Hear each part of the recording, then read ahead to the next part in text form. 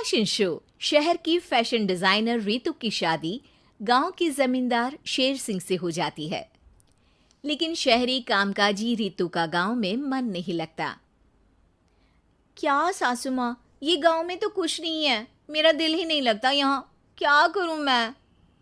अरे बेटा, जहाँ पति का कारोबार बीवी तो वही अच्छी लगती है ना।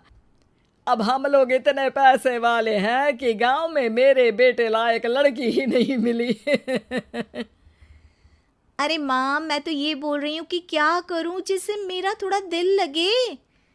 अरे बेटा, मैं भी शहर की थी। यहाँ आकर मैंने गांव में स्कूल खोल लिया।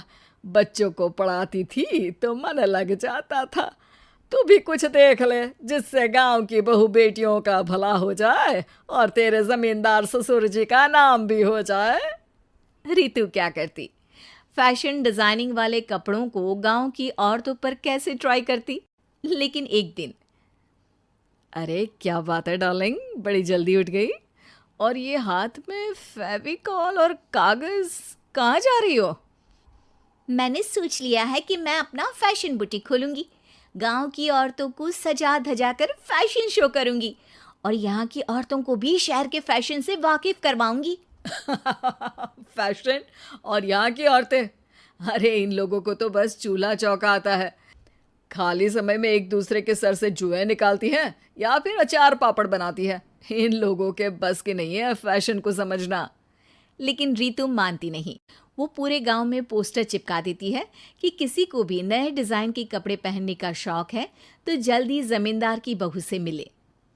लेकिन रितु की दुकान में 2 दिनों तक तो कोई आता ही नहीं। पर एक दिन, अरे कमला, क्या हुआ, क्या देख रही हो? ये पुतला देख रहा है दीदी। क्या दिख रहा है इसमें ऐसा?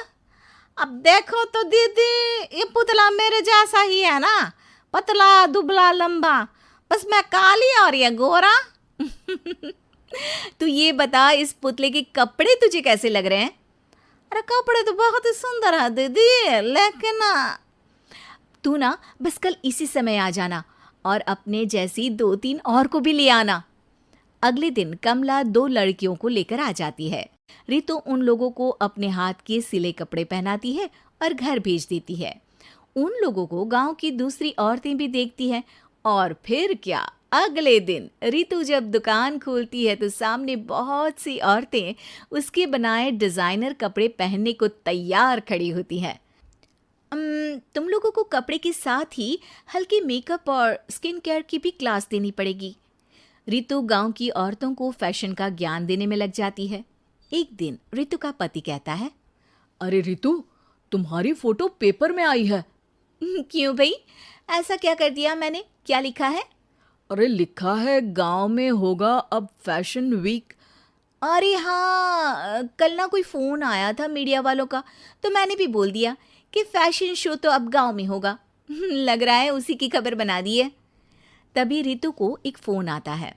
हेलो, कौन बोल रहा है? जी मैं काम्या बात कर रही हूँ, लुक में फैशन वीक से। हम लोगों ने आपका काम देखा। हम शहर वर्सेस गांव का फैशन थीम में एक फैशन शो आपके गांव में करना चाहते हैं। अरे वाह, ये तो बहुत ही अच्छी बात है। मैं अपनी मॉडल्स के साथ शो में हिस्सा ज़रूर लूँगी।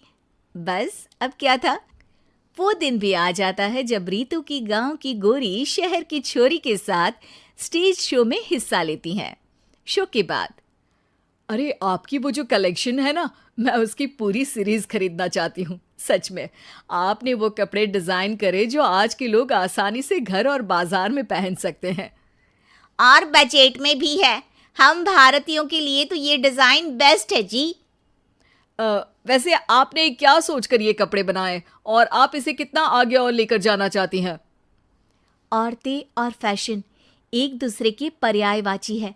तो ये किसने कहा कि गांव की औरतों को डिजाइनर कपड़े पहनने का हक नहीं? मेरा मानना है कि शौक सभी औरतों में होता है।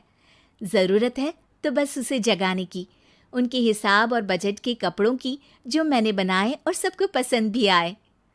अब रितु का गांव हर जगह प्रसिद्ध है, ना सिर्फ रितु के लिए बल्कि वहाँ की औरतों की फैशन के लिए भी।